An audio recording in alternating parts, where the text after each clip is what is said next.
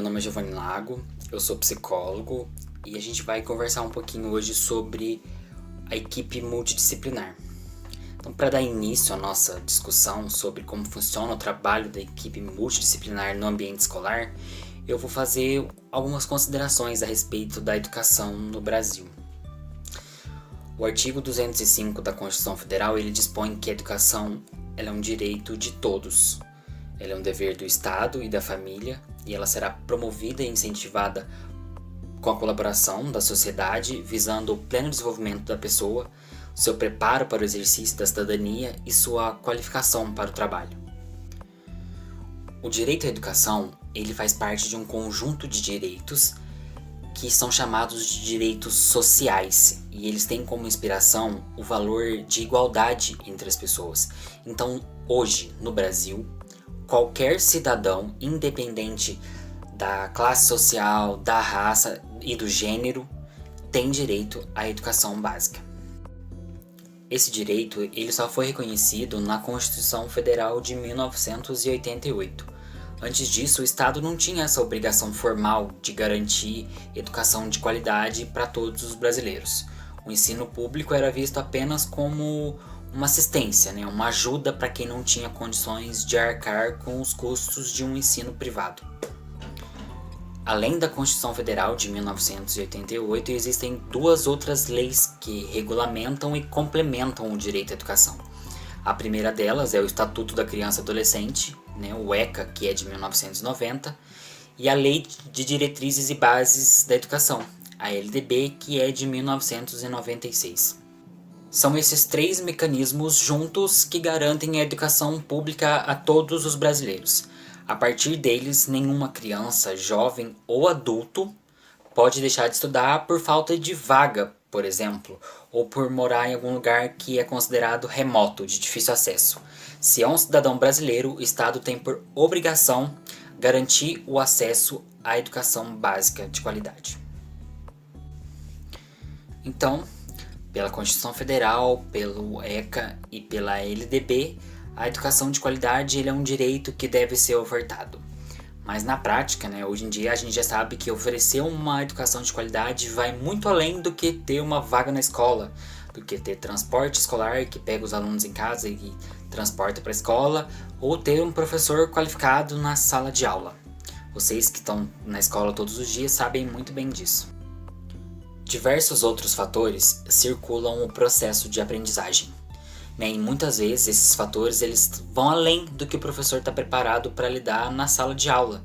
E aí que a gente pode começar a pensar que outros profissionais de outras áreas começam a ser necessários no ambiente escolar para conseguir lidar com as demandas que surgem na escola, mas que não têm diretamente a ver com o conteúdo. Foi a partir da constatação de que a aprendizagem ela é um processo complexo e que sofre influência de diversos outros fatores que se começa a pensar quais profissionais seriam interessantes para serem inseridos no ambiente escolar para somar com o trabalho do professor na compreensão de todo esse fenômeno ligado à educação que vai além dos muros da escola, que tem a ver com a comunidade, com os pais dos alunos, com a sociedade que ele está inserido, com quais problemas ele enfrenta, qual é a realidade desse aluno.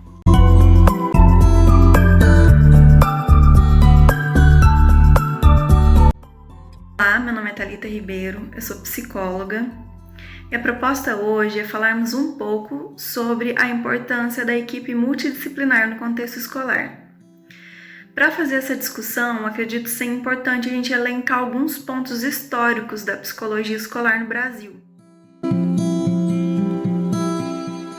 Primeiro porque quando se fala da inserção de um profissional da psicologia ou da assistência social no âmbito escolar, a gente ainda tem algumas dúvidas sobre como seria pautada essa atuação, como cada profissional atuaria dentro da sua especificidade. Principalmente porque ainda se tem uma visão um pouco fechada sobre a atuação desses profissionais, embora já de longa data se pense nesse tipo de abordagem dentro do âmbito escolar. O profissional psicólogo ainda é visto como um profissional clínico e organizacional. E claro que o contexto histórico está muito ligado com essa forma como é vista ainda a profissão e a atuação deste profissional dentro do contexto escolar.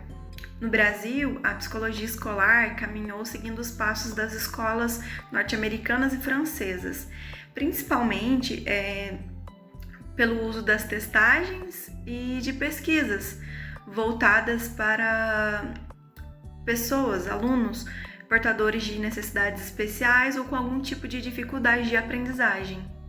Como na década de 70, houveram muitas mudanças no sistema educacional, marcados pelo final da ditadura militar, o profissional da psicologia foi chamado a atuar mais próximo da escola, devido até ao seu arcabouço clínico e da psicometria, o que, consequentemente, contribuiu de forma negativa, porque estimulou uma segregação, uma caracterização e até uma marginalização, porque os alunos eram vistos como forma do padrão de normalidade imposto pela sociedade. Na década de 80, a psicologia, buscando sair desse contexto mais clínico, passou a servir a pedagogia, olhando para os enlaces do biopsicossocial, olhando mais atentamente para o indivíduo em todo o seu contexto, incluindo o contexto escolar. Então, em 1990, é criada a ABRAP, que é a Associação Brasileira de Psicologia Escolar e Educacional, que além de buscar o reconhecimento desse profissional no âmbito escolar, também estimula a pesquisa e atualizações da área profissional desse psicólogo, o que também reflete nos dias atuais. Então, nós podemos concluir que a psicologia escolar, ela tem o objetivo de prevenir, de mediar e de intervir os diversos diálogos escolares com os gestores, os pedagogos, os demais profissionais da área educacional, como os assistentes sociais, os próprios psicólogos, a família e o próprio aluno.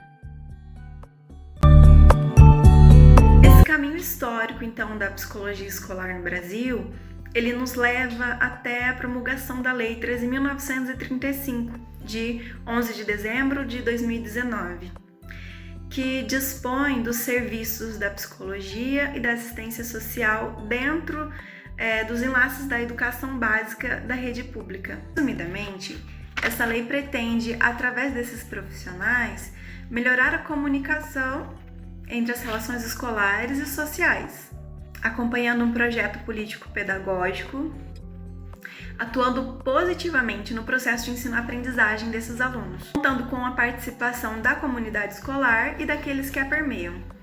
O que, segundo a lei, se deverá fazer a partir de 1 ano da publicação desta, o que eu acredito que todos os profissionais envolvidos estejam ansiosos para que isso aconteça.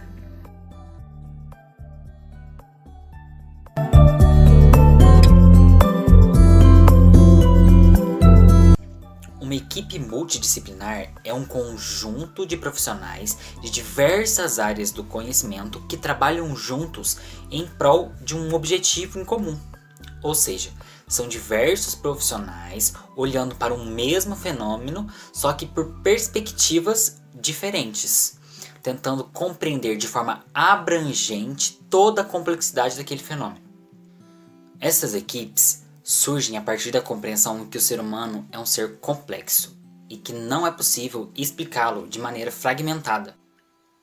Ou seja, a partir do momento que se percebe que todas as áreas da vida do ser humano estão interligadas e que não seria possível a apenas um único profissional ter domínio de todas essas áreas, é que surge a necessidade de se somar saberes para poder compreender o ser humano como um todo e a partir daí dar respostas efetivas e eficazes para as demandas que surgem, que são cada vez mais complexas. Então, as equipes multidisciplinares, elas surgem no sentido de encontrar caminhos criativos e construtivos para essas demandas do ser humano, sendo compreendidas por profissionais de diferentes formações, explorando e enriquecendo o debate, através de discussões e intervenções sob ângulos distintos. É importante a gente destacar que numa equipe multidisciplinar, os saberes eles se complementam. que não existe um saber que é mais ou menos importante que o outro, nem um profissional que é mais essencial e o outro menos. A soma desses saberes é o que faz diferença nessa equipe, é o diferencial. Diversas outras áreas têm se beneficiado com as equipes multidisciplinares. A saúde, por exemplo, isso ocorre com bastante frequência, não só por equipes formadas por médicos de diferentes áreas, mas também com equipes formadas por diversos profissionais, como enfermeiros, nutricionistas, psicólogos, assistentes sociais, entre inúmeros outros profissionais. No que diz respeito à Constituição, no ambiente escolar, o que frequentemente a gente tem visto é que essas equipes elas são formadas por professores, por pedagogos, por psicólogos e assistentes sociais.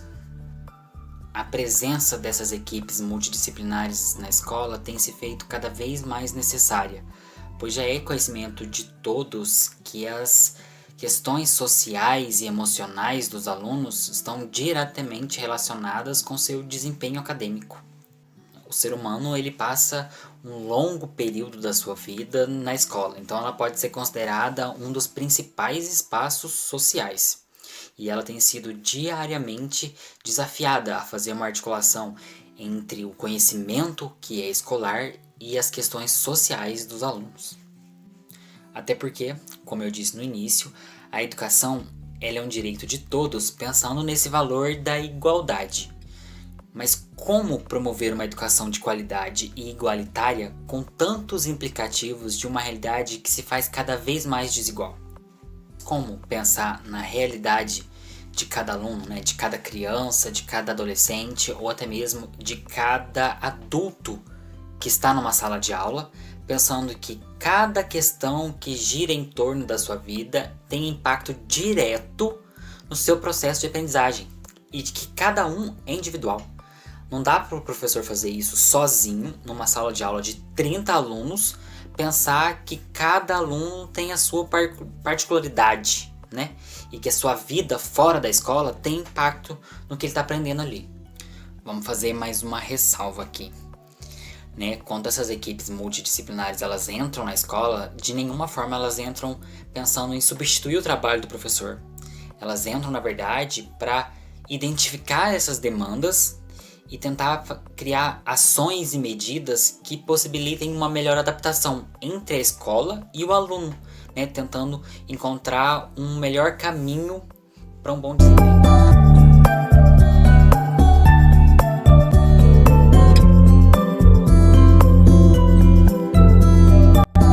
Então, o papel dessas equipes é compreender e entender essas demandas e oferecer ferramentas de enfrentamento para essas questões que o professor encontra no dia a dia na sala de aula, que muitas vezes sozinho ele não sabe como lidar, ainda que ele as identifique, Ele pode perceber que tem uma questão ali, mas não saber sozinho qual a melhor forma de proceder.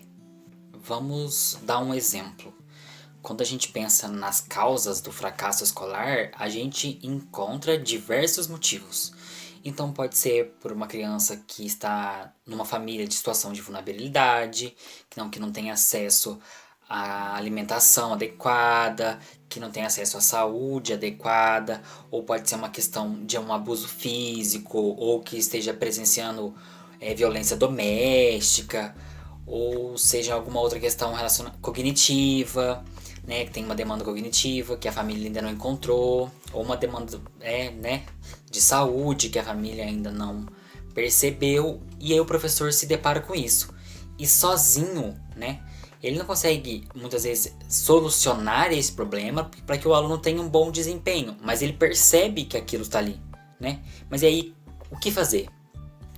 E aí, quando a gente se depara com essas questões, é que a gente percebe o quanto um trabalho em rede, com profissionais, de outros saberes, de outras áreas do conhecimento, tem para agregar no trabalho, no ambiente escolar, A gente tem que cada vez mais lutar, e correr atrás para que essas equipes elas sejam implementadas, porque elas só têm a agregar para a oferta de uma educação de qualidade no Brasil.